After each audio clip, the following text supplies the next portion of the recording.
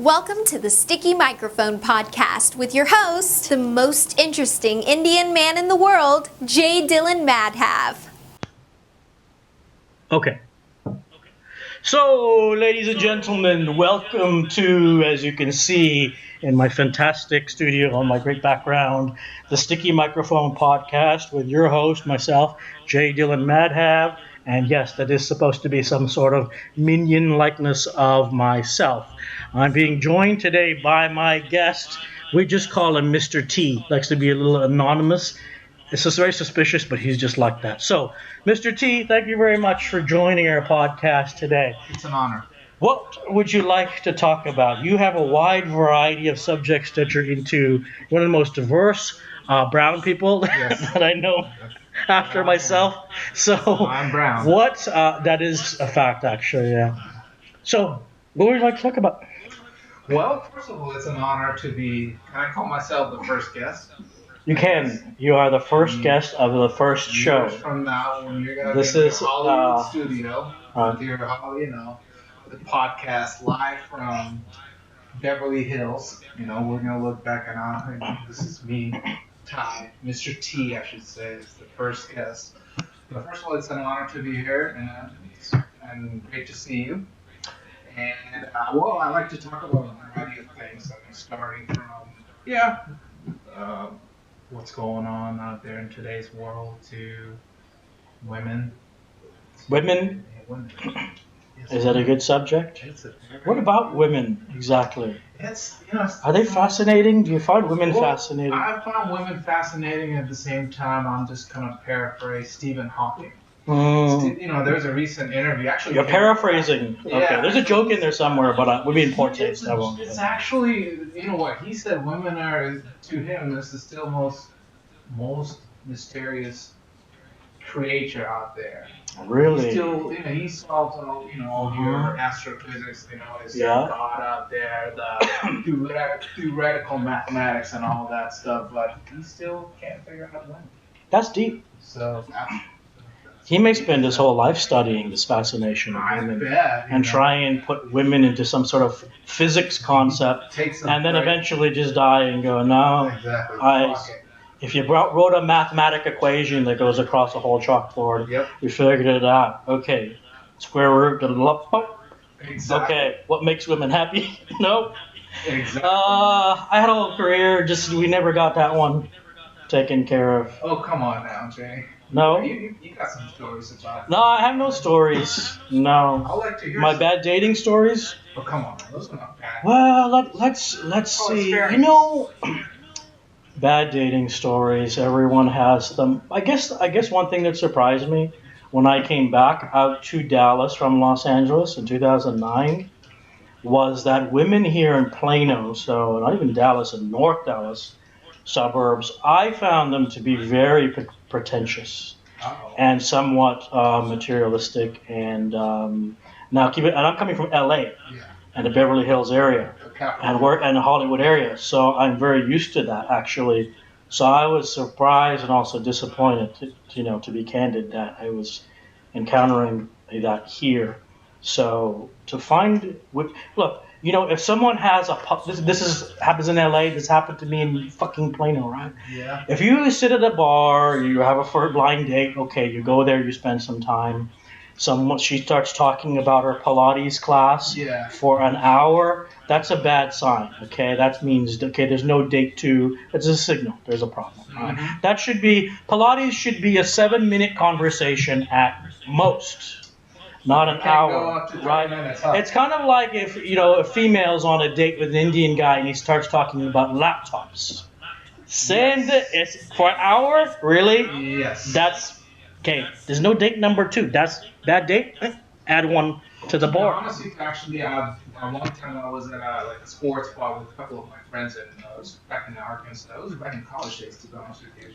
So we're at a really nice sports bar. Although it was a college town, but right behind us, there was actually a brown guy. Basically, he took this American white girl. He took her out, but most of the conversation, she was quiet after the first 30 minutes, and he was going over all kinds of nuances of technology. So I've seen the other The side nerdy of. guy, Oh the yeah. nerdy type. So Well, maybe my he goodness. maybe he was just nervous and he was on a first date, and you get He was nervous. very comfortable with Really? He was awkwardly. RAM and his central processing unit. Really, the Oh RAM? yeah, yeah. He went that The deep. RAM and this the power of his central Yeah, he processing went unit. that deep with Well, that. that is what we call sexual foreshadowing in the Yes. world of dating. Oh yeah. What is expected to come Yes. theoretically. Yes. So But going back to, I think what you said about women when your experience once you moved to Plano. When I moved from Arkansas to our Dallas or DFW because initially I was around Dallas, but then I moved in the city. What it relates to though is I was naive.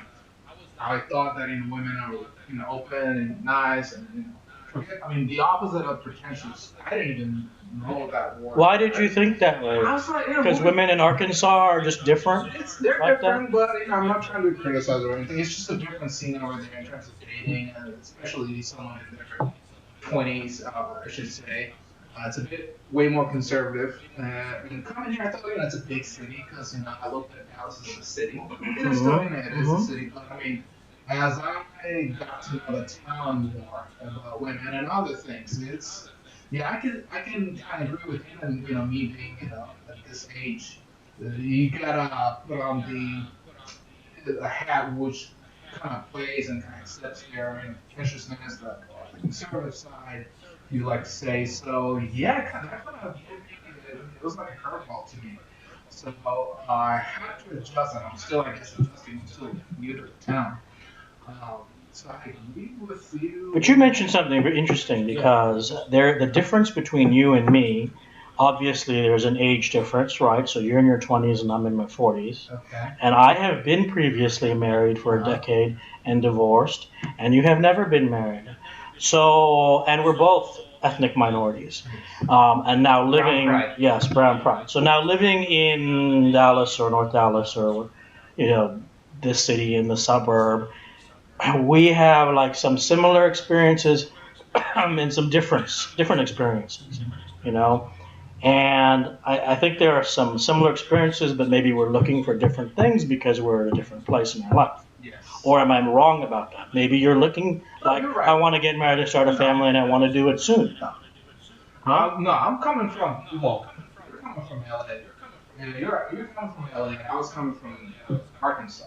So Right. two different. Couldn't be more Oh, contrasting my types of, goodness. and the people, Contrast yeah. at its best. So yeah, you're right. I mean, so I was, I guess, coming from a small town to big city. I was looking into that. So that still, although I'm in a big city now, and initially when I was adjusting, it was a curveball to me and how my whole experience with the dating phase initially, and now I'm I guess used to, but still, I mean, it kind of questions me, is this a thing in the big city? It's the same thing. You just have to put on a different, game plan. I don't know.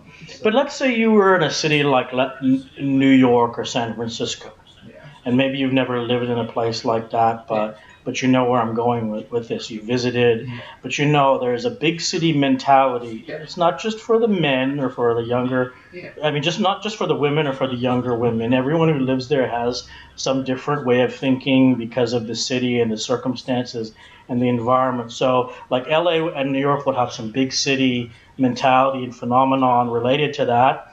And then a small place, maybe like where you were in Arkansas, as a small town, would have some different mentality and way of thinking and how to think about dating. Like we talked about this before, I think, and I told you it's pretty typical that in LA, you can hear my dog barking in the background, but it's typical in LA when you use the word dating, it basically means sex, Yes. right? When you say we had a date, it means we did a bump bump. Okay? So now when in Dallas and other cities, that doesn't mean necessarily the same thing in a conversation, right? Okay. I mean, I get exactly. So, and I knew that because I heard that in cities, and it's more open in terms of sex than some of the things that are kind of like, I shouldn't say taboo, but where they're more conservative about these things like sex and relationships and whatnot, and open relationships, which is not that common in Arkansas. But some people Is do. not common in Arkansas, or I you think it is, but think it's kind of like it's more on the down it's low? a, It's yeah, it's kind of like under the table versus because it's not a socially exactly. It's acceptable not accepted way yet. of behavior or the conduct you want people to know Exactly, about who live in your town. exactly. But in Dallas, um, I Wait, feel like Dallas is going through it's going through a change, especially the last 7 to 8, basically the last decade, because it's still it's not at par with LA or New York or San Francisco's yet, because Dallas used to be like a there used to be not there used to be nothing here. It used to well, be a desert in a desert. and So it's changed too, even in the suburbs over yeah, the last 20 years. Plano now is not like what Plano was yeah, 20 years ago. Farther north, Prosper, I mean, Allen, no, these weren't cities, they were farms. Really, like 20, 25 years ago, Shops of Legacy wasn't there. hmm So it has grown and grown further out. Maybe some good and some bad has come along with that. But I can tell you, like a place like LA, when you say I'm seeing someone, it has a different yeah, connotation. When you say we're in a relationship, but it's complicated, okay, what the fuck does that mean? That has some own sort of yeah, connotation. It seems ambiguous to me, but I would go, okay, please explain. But maybe they get it amongst themselves. And then in here, you would just say we're dating, and you go, okay, you know what that means. yeah. People you're talking to know what that means, and it's not.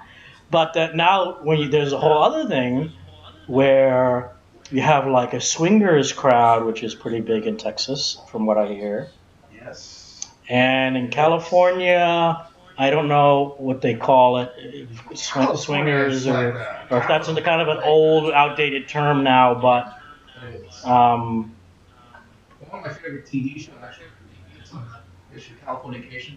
I never saw that show. I Oh never wow! saw that Highly show. recommend it to you and to people Really, out there. Californication. Exactly, it puts What is so intriguing and what is this guy. captivating Okay, about this this? guy's an author and he's a sexaholic, and at the same time, he's good at acting, he's good at writing, I mean, anything California stuff, acting, writing, anything with the entertainment business, and Okay. he also becomes like a professor at a Okay. college.